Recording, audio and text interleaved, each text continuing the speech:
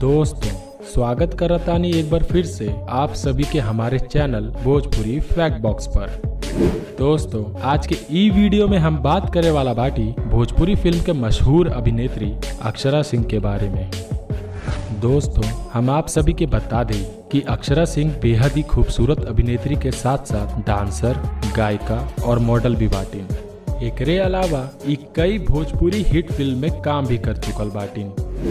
अक्षरा सिंह अपन अदा के चलते लाखों फैंस के अपन दीवाना बना के रखले हैं। आज के समय में अक्षरा सिंह भोजपुरी फिल्म इंडस्ट्री में सफल अभिनेत्री में से एक बाटिन। हम आप सभी के बता दें कि अक्षरा सिंह के जन्म 30 अगस्त 1993 के बिहार राज्य के पटना शहर में भइल रहा। ये अपन शुरुआती पढ़ाई के पटना से ही पूरा कैले बाटिन। बचपन से ही अक्षरा सिंह एक्टिंग करे के शौकीन रहली और कम उम्र से ही ये डांस और एक्टिंग सीखल शुरू कर दिल रहली। ये बात आप सभी के मालूम ना ही होई कि अक्षरा सिंह के परिवार भी भोजपुरी फिल्म इंडस्ट्री से जुड़ल बाटे। इनकर माता पिता कई फिल्म में एक्टिंग भी कर चुकल बाटे। हम आप सभी के जानकारी खातिर बता दें कि अक्षरा सिंह एक्टिंग में ऑडिशन देवे खातिर मुंबई चल गईली और इस संघर्ष के समय में इनकर परिवार के सदस्य भी इनके बहुत ज्यादा सपोर्ट भी कैले।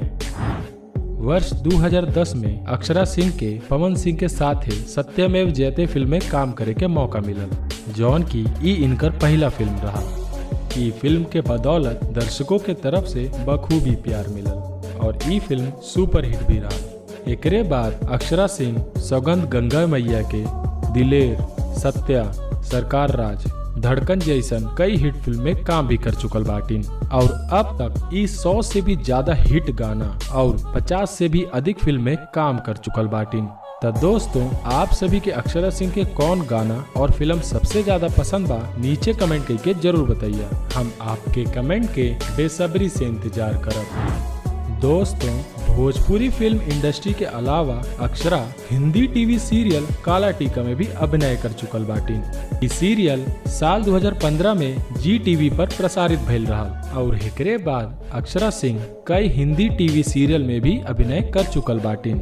लेकिन दोस्तों हिंदी जगत में इनके ऊ शोहरत नहीं मिल पाई जौन इनके भोजपुरी सिनेमा में मिलल। बात करल जा अगर इनकर सोशल मीडिया फैंस के त इनकर प्रसिद्धि इनके सोशल मीडिया के फॉलोवर के देखकर पता चल जाला। इंस्टाग्राम पे अक्षरा सिंह के लाखों की संख्या में फैन फॉलोवर बाटे। एकरे अलावा ई Twitter, Facebook, Snapchat, Instagram reels पर भी काफी ज्यादा एक्टिव रहेली। तो दोस्तों आप सभी के अक्षरा सिंह के ई वीडियो कैसन लगल कमेंट करके जरूर बताइए। वीडियो पसंद आयल तो वीडियो के लाइक, शेयर और हाँ सब्सक्राइब करल मत भूलिए। जल्द मिलत है आप सभी के बीच एक नया रोमांटिक वीडियो के साथ।